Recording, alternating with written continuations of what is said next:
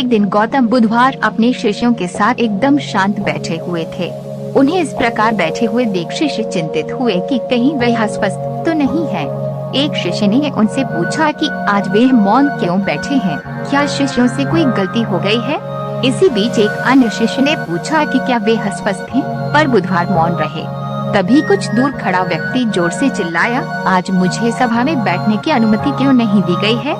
बुधवार आंखें बंद करके ध्यान मग्न हो गए।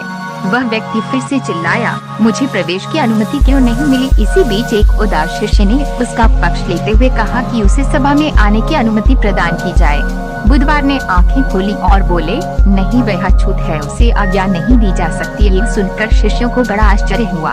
बुधवार उनके मन का भाव समझ गए और बोले, हाँ वह अछूत है। इस पर कई शिष्य बोले, हमारे आश्रम में जात पात का कोई भेद ही नहीं, फिर वह अछूत कैसे हो गया। तब बुधवार ने समझाया, आज वह क्रोधित होकर आया है।